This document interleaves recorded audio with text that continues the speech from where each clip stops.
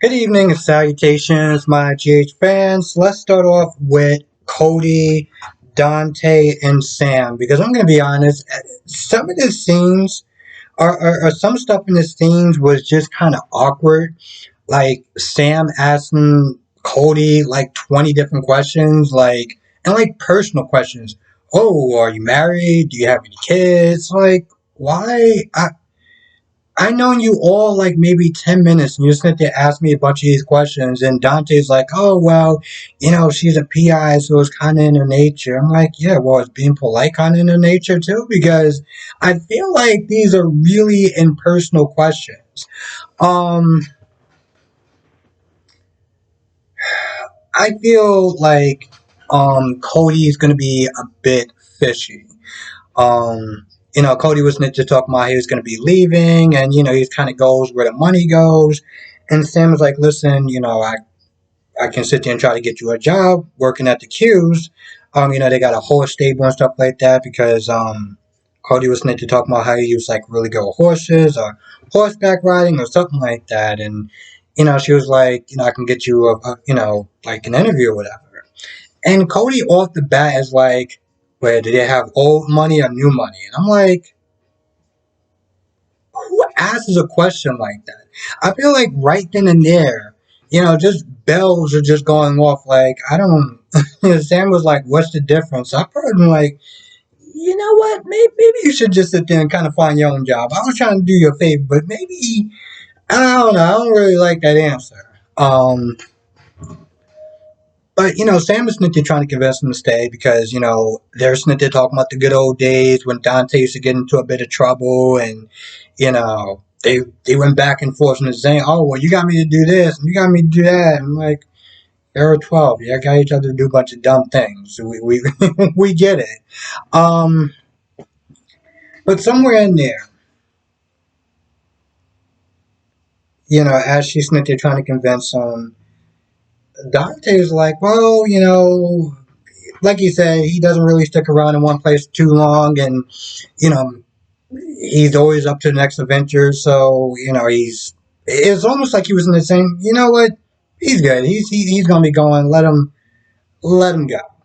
Um, but I really didn't understand that.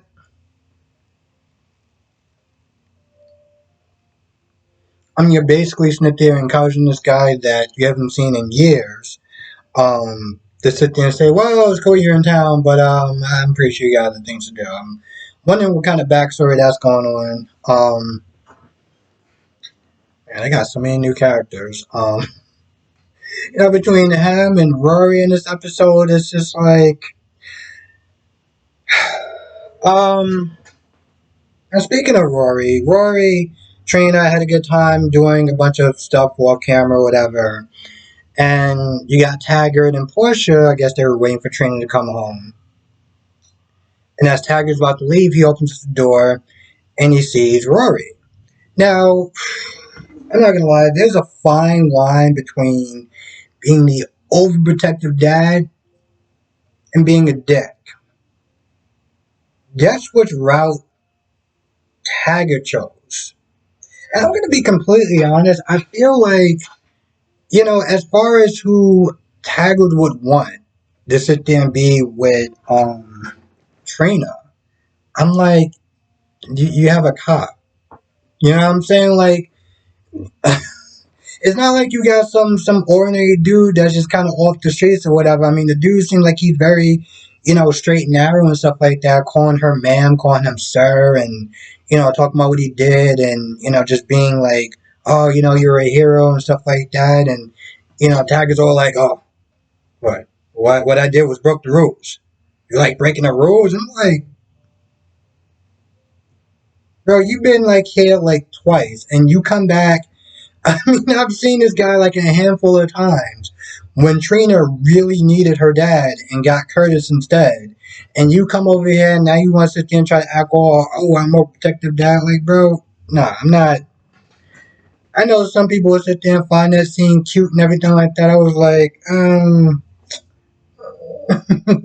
when are you leaving again? Like, for real, you've been here like all of 2 minutes and already you like test my goddamn patience. Like, what's up with that?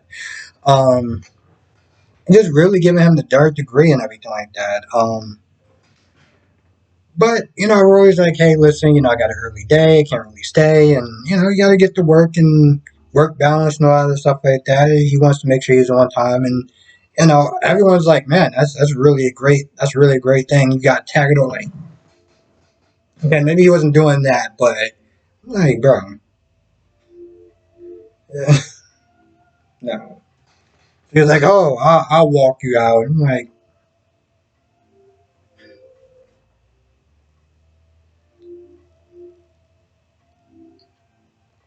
I mean, the dude got a good career, a dangerous career, but a good career.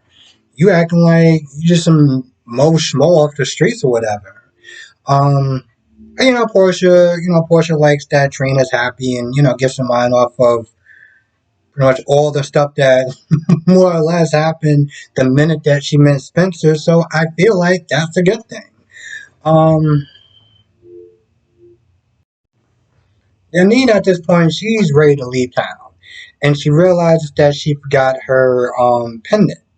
Sonny went to the grave, saw the pendant, calls up Brick because apparently Spinelli is just too busy doing I don't know what. But to be fair, I feel like that was the person that Jason always called. Anyway, Brick tracked her down, and they run into each other in the cemetery. Long story short, Sonny convinced me to stay. Now, I did sit there and was kind of jokingly being like, ah, man, Nina's going to be leaving town. I wonder what's going to sit there and stop her. Yeah, I'm not going to sit there and get my hopes up. I'm pretty sure Sonny's going to sit there and stop her. And then say it happens and Sonny stops. I was like, see, this is why I didn't get my hopes up. I don't know.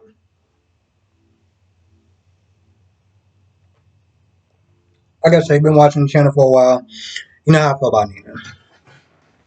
Again, even with that being said, I still feel bad for her at the court hearing. Now, Sonny is just like, listen, you can't run. You run while he grows up believing all these lies.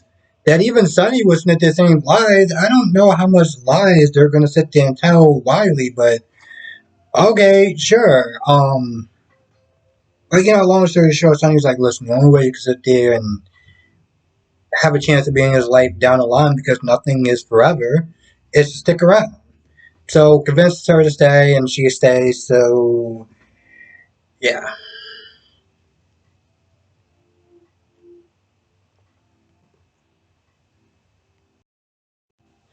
Now you got Esme. I mean, now you got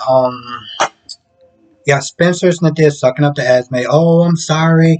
I've been a terrible, crappy boyfriend. Can't you sit there and find in your heart to forgive me? And Esme pretty much just enjoyed all that. Let's be very clear. She enjoyed all that. She enjoyed the groveling, the sucking up, and everything like that. And, really kind of just making them really work for this whole apology.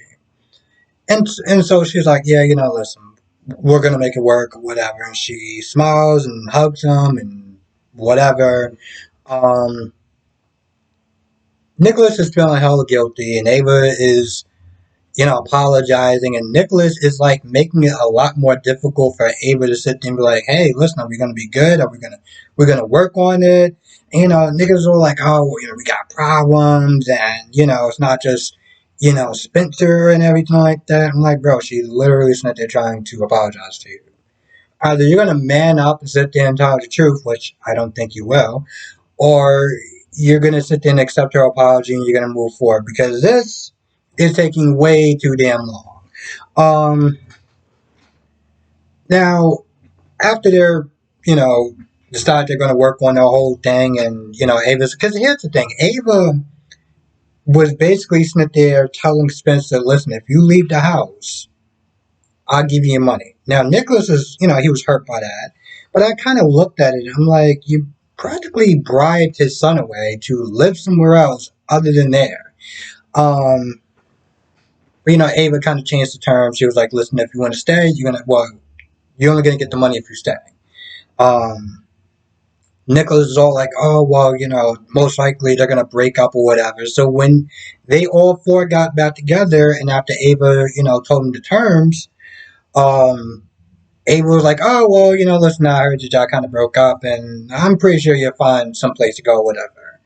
And everybody's like, oh, yeah, we're good. So if he stays, then I stay. Now, with that being said, Ava and Spencer walk out, and Nick is like, listen, we're both back out with our respective partners, so that was a one time thing. It can never happen ever, ever, ever, ever, ever again. And Esme's like, yeah, that's cool, whatever. Because at this point, I feel like she already got what she wanted. She already got what she wanted. And, this is one of those things where I've said this a couple of times. I feel like at this point, it must be a catchphrase. No, the hell with it. It's a catchphrase at this point.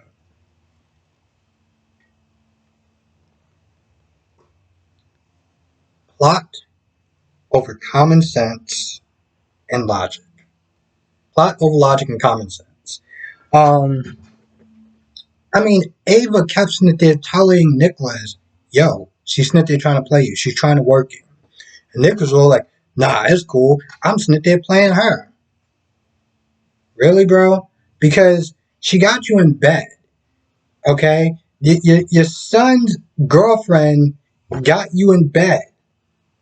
So, really? At what point did you realize that you lost control of the situation? Like, I'm pretty sure it was that awkward look that he had on his face. Yesterday he was all like, "I can't believe he took advantage of you," when he really meant to sit there and say, "Man, I can't believe I actually had sex with you." That's really what he wanted to say. But again, he's supposed to be all knowledgeable, and yet you sit there having barely legal Esme trick you into bed. So, like, how do you do that?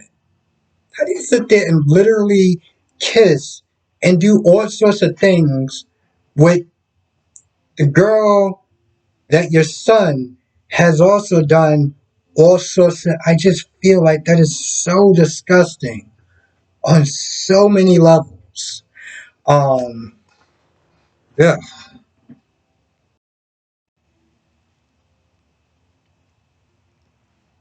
Now I almost forgot about the Cam and Josh scene. Reason for that being, it just seemed like it was a bit of a filler. Now, at some point, what is his name? Adam comes over, and Adam comes over to sit there and talk to Jocelyn alone. He's like, I got something to sit there and say, and Cam's like, listen, I'm gonna go somewhere. And Adam just pretty much kind of comes over to apologize.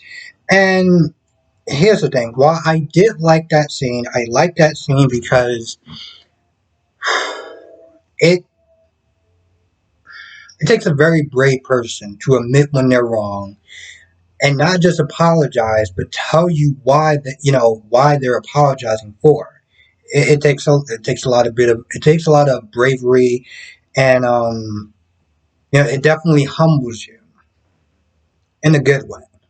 So I like that. He was saying, something like that happened to my sister, I'd be really angry, and yada yada yada. And so I just want to sit there and apologize.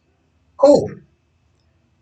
So could we like hug it out? I was sitting there thinking a handshake. You talking about hug it out? Like, bro, why don't we just kind of just leave it at that? So Cam comes back and he apologizes to both of them and he leaves, and I guess Cam was gonna sit there and say something, but then he decided not to say anything about the whole Spencer thing, and he comes like, oh yeah, I'm just my mom or whatever. So I guess we'll sit there and see her Monday. We'll also see Chad Duell back in the scene as Michael. Now I was thinking about that at work, and I'm glad that he's back. I really am glad that he's back because Chad Duell has been playing Michael for so long that I feel like he's just kind of owned that role. Now, don't get me wrong, the new guy that came in there, he did a good job as far as being Michael. In reality, he actually did a really good job as far as being Michael.